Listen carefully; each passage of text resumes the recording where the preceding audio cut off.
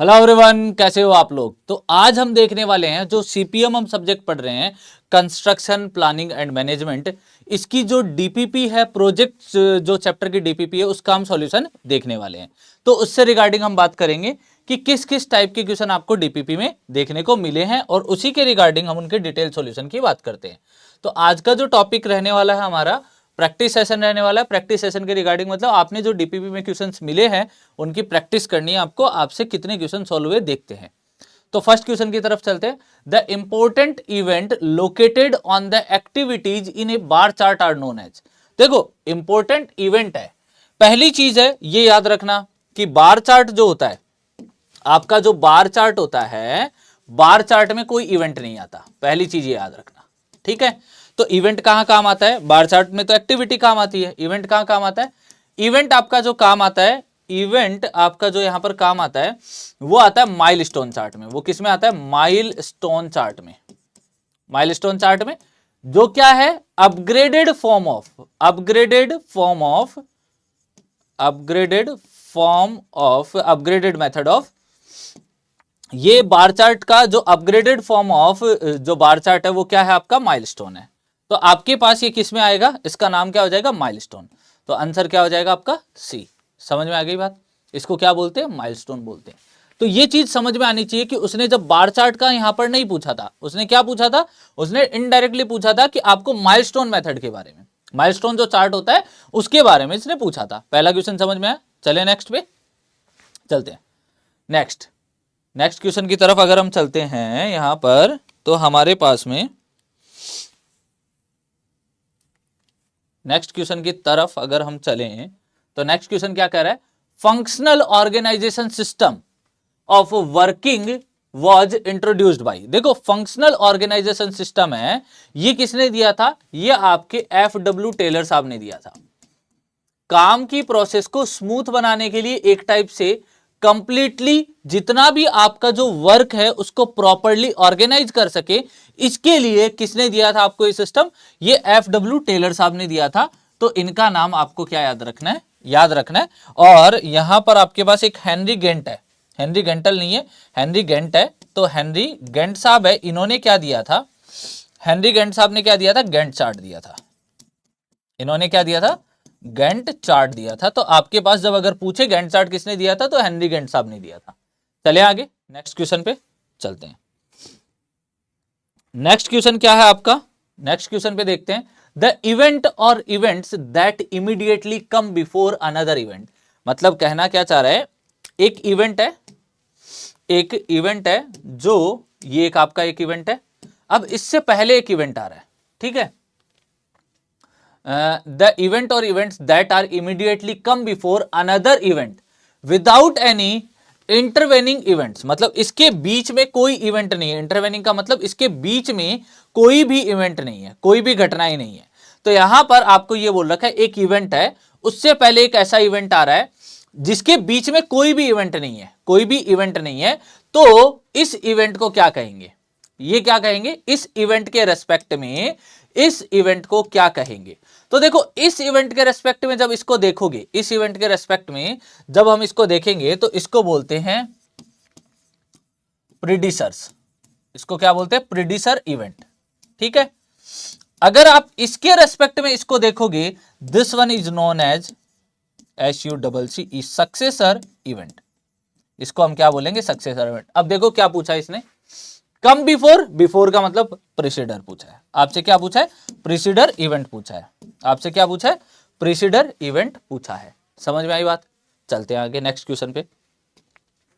Gantt chart indicate, Gantt chart क्या देता है, गैंट चार्ट आपको क्या देता है, गैंट चार्ट मतलब आपको बार चार्ट के बारे में पूछा है।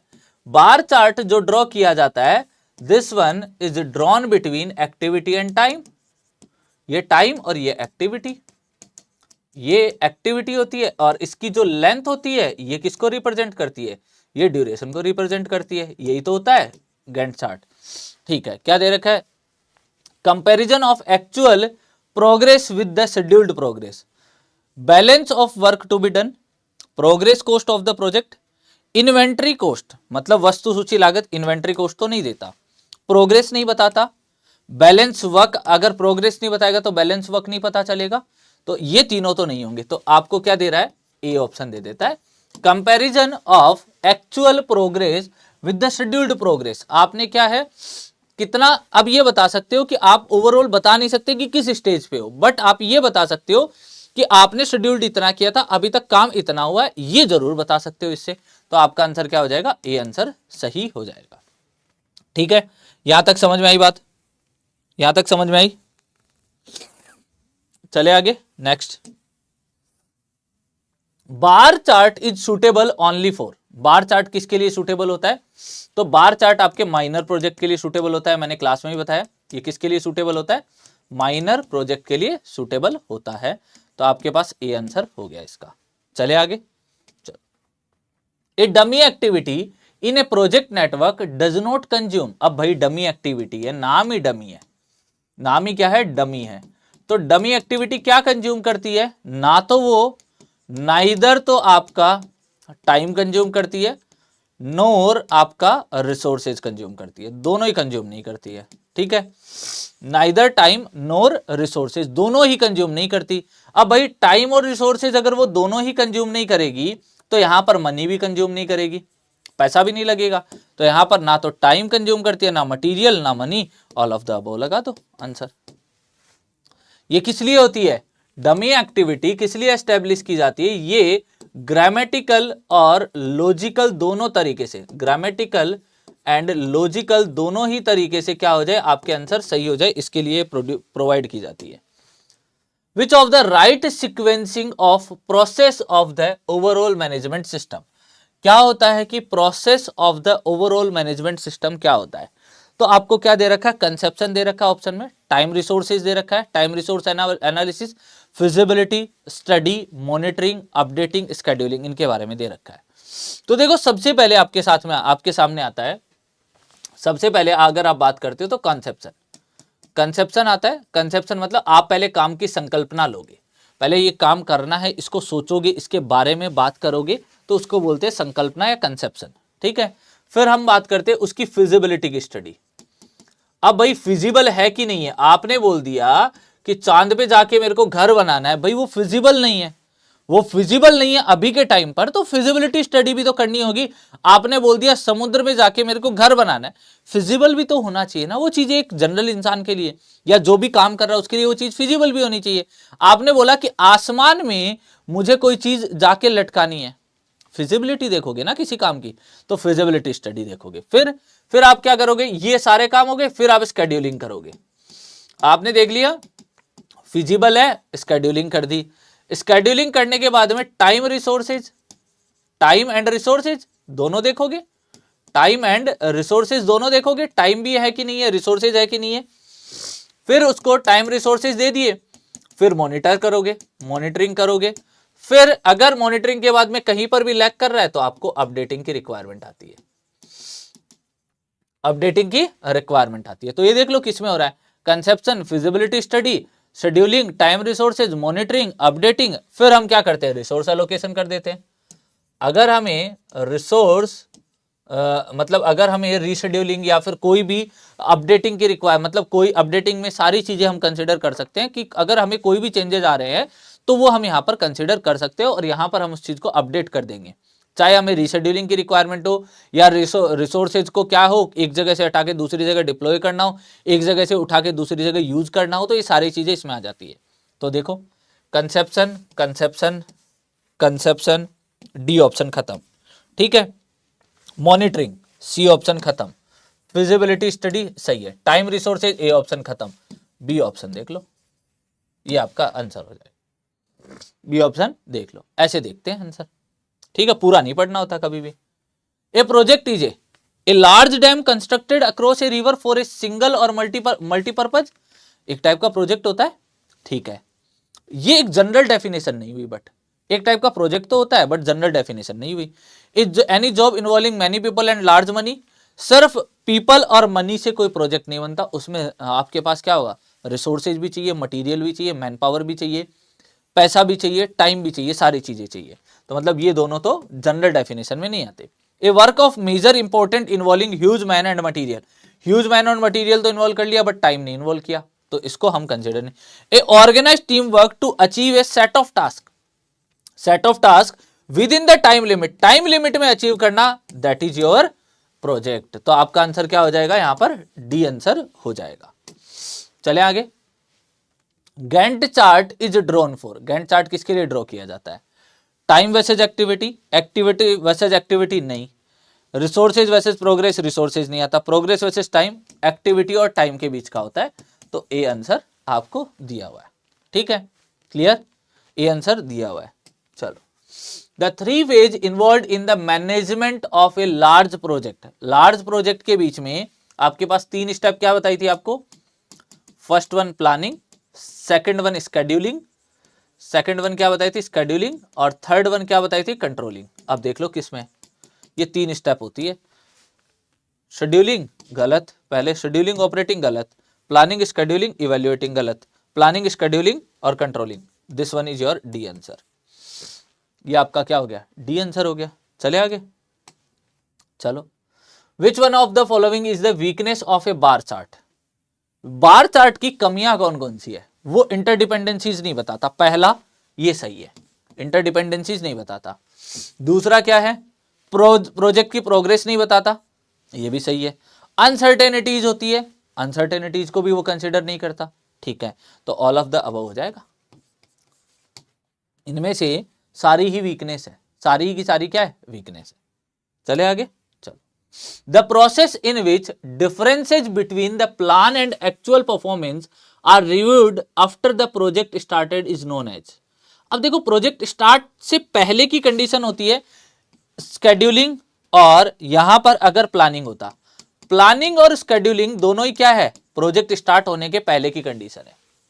ठीक है, तो ये दोनों तो नहीं हो सकता। लेवलिंग और स्मूथनिंग हम कंसिडर नहीं करते, तो हमारे पास ऑप्शन क्या बचता है, बी।